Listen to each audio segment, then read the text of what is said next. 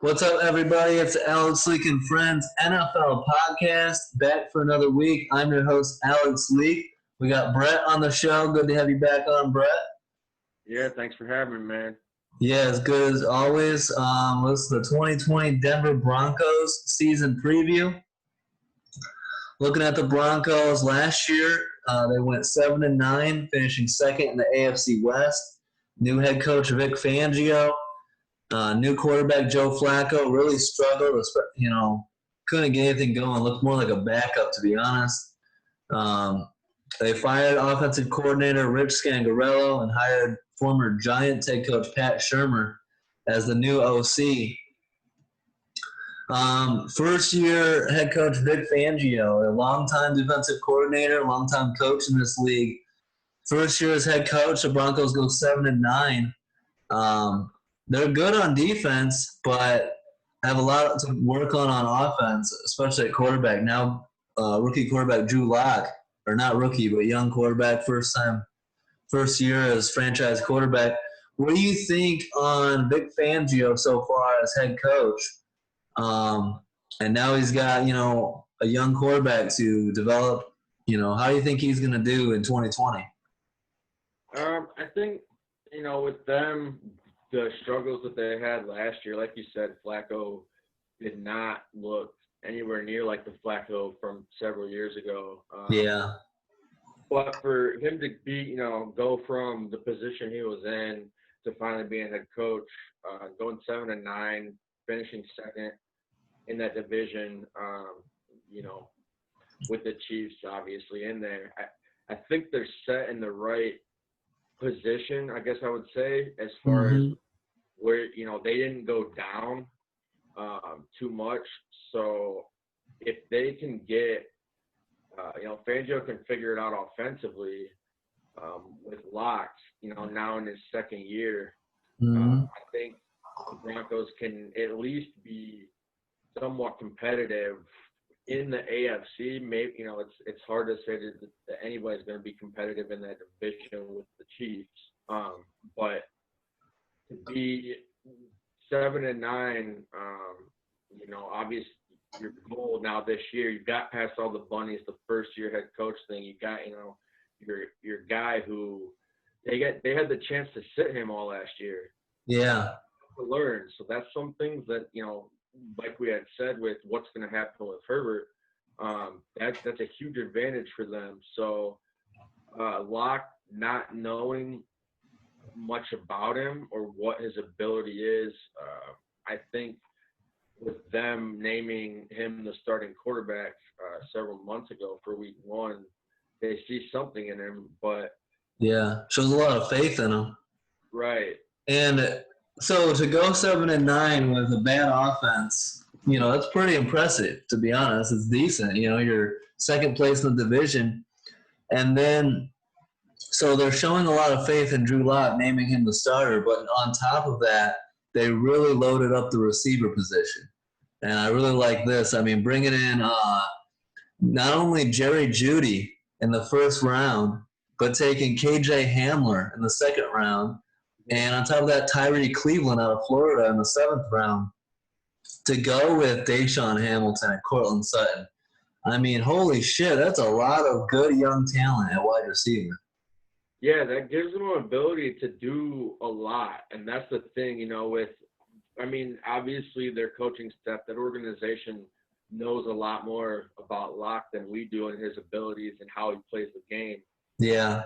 But for any anybody, if I'm the quarterback and you're telling me you're using these picks, in the first, second, and 7th.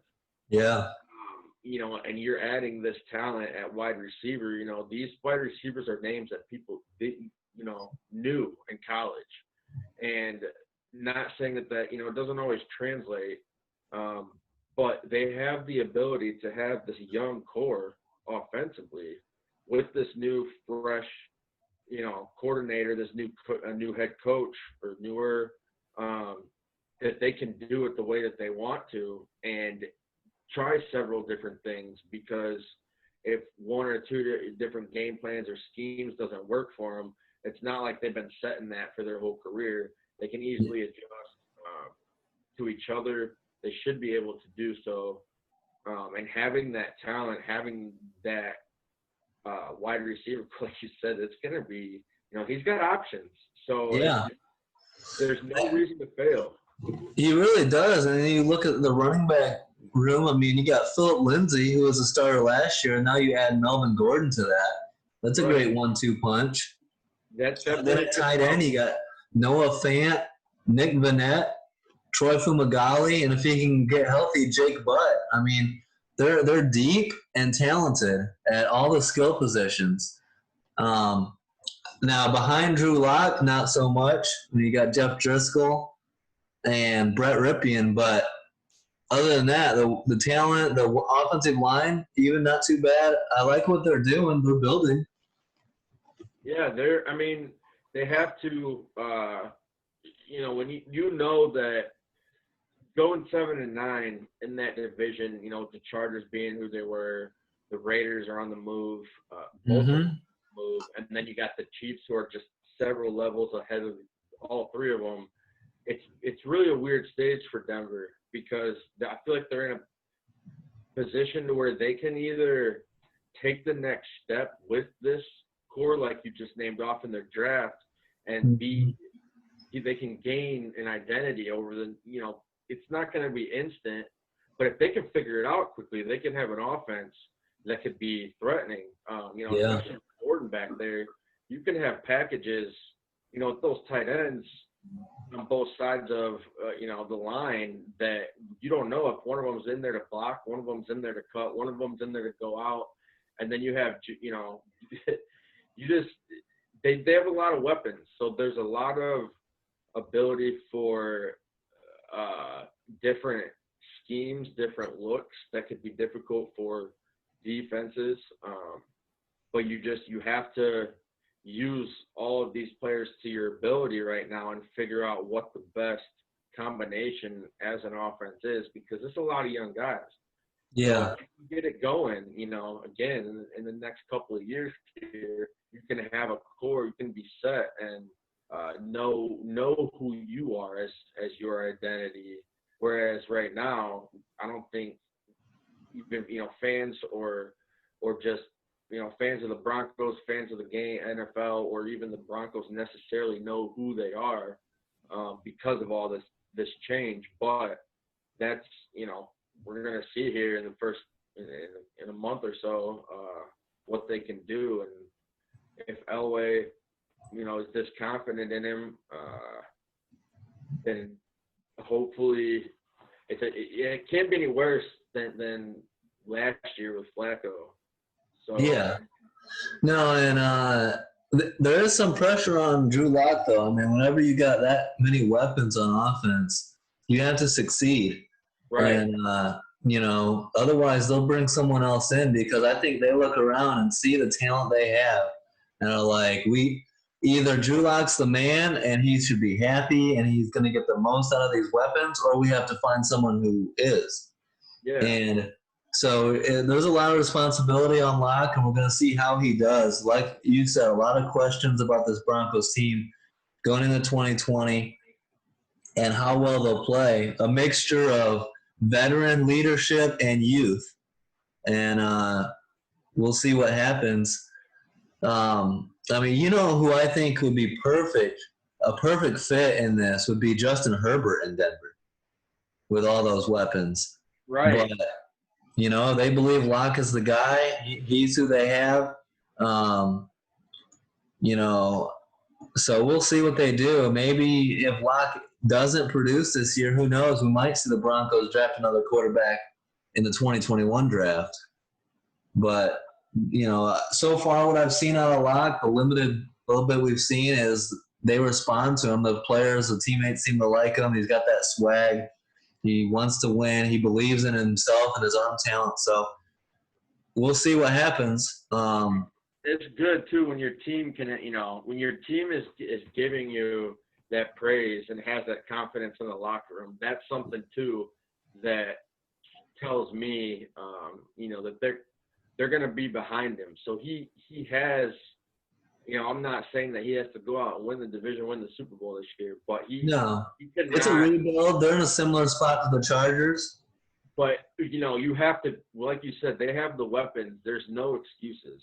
So Yeah, if you don't produce, like you said, so, somebody's going to be able to produce with the offense that they have. So if he comes out and he's shaky at the beginning, it's understandable. he's got the whole season to show how he looks. If By week 13, week 12, he's got to be showing signs that he's the right, next guy. Otherwise, you have to bring in quarterback competition because we all know Jeff Driscoll ain't it. I mean, yeah, you're right. And he showed up last year in Thanksgiving. He was all right, but I mean, look at the record. The record speaks for itself. You lose Right. Stafford, and the team's not the same. Right. He did all right. He's serviceable, but he's not your franchise quarterback. And so we'll see what Locke can do. I mean, my prediction, I'm not high on him. I like these weapons as much as anybody with Judy and Hamler and all these guys, but I've got them in the 5 to 8 win range, and my prediction is 5-11. I don't see a lot of wins on the schedule. I see a team that has a lot of youth and upside, but they need to get the most out of it, and I don't know if they will this first year.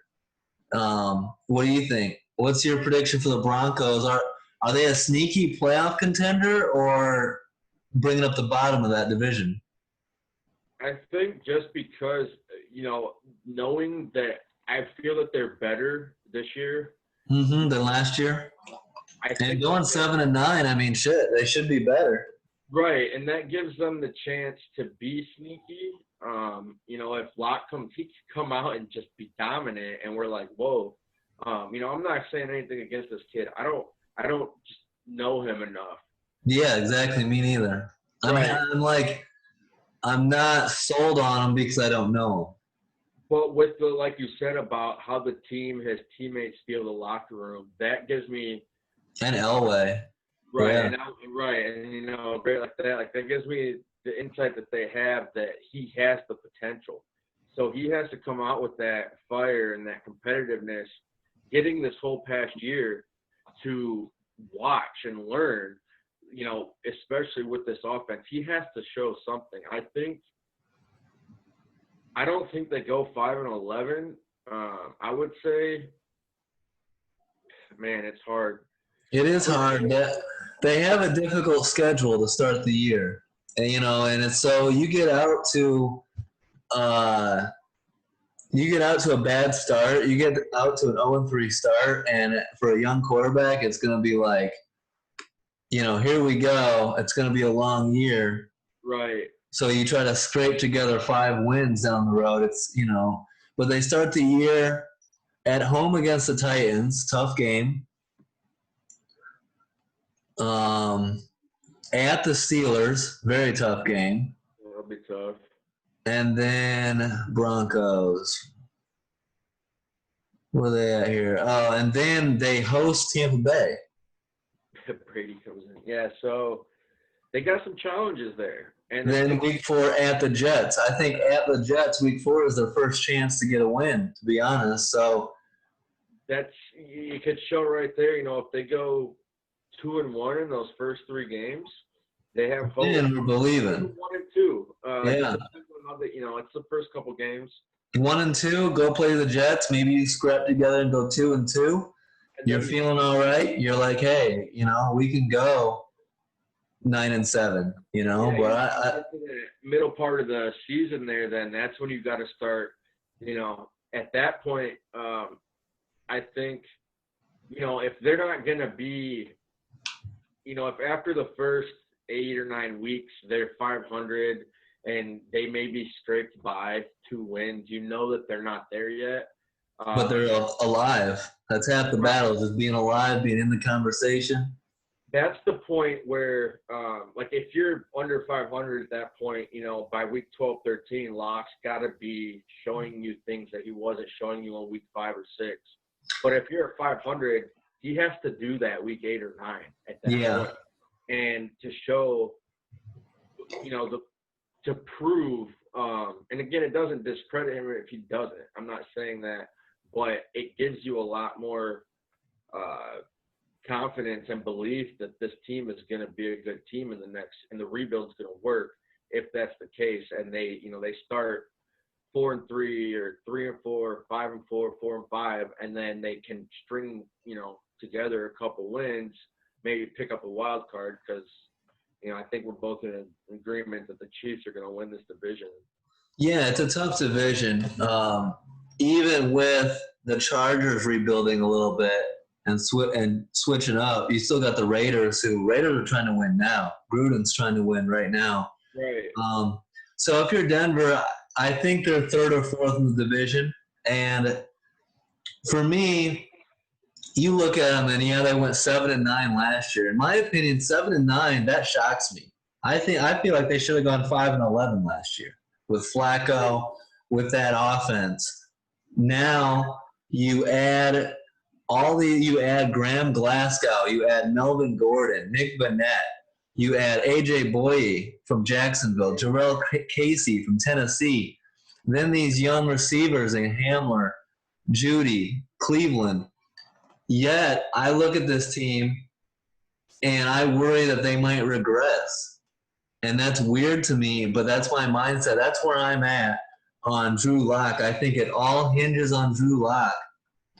And in your first full year as starter, there's a lot of pressure to, and I think the mindset in Denver, I don't think the mindset is make the playoffs in 2020. Maybe it is, but with all this youth and, in my opinion, overachieving in 2019, I think expectations are much more 6-10, but improving, but building for the future. And so we'll see if that happens, or maybe I'm blind on the Drew Lock love, and maybe he comes out and they go. But I think their ceiling is still 9-7. It's not contending in that division by any means. Right, and they can, if they can get to that night, I think Denver, that when I think about the rest of the league, they might be, they're, at least one of the top few teams that you have a big question mark around. Yeah, It could be higher. Their ceiling, it does seem like 9-7. It's hard to say double-digit wins with all this new stuff going on, but then again, we've seen other quarterbacks do it, but those quarterbacks that we were talking about had pieces and aspects of the game that were more full than the Broncos. Yeah.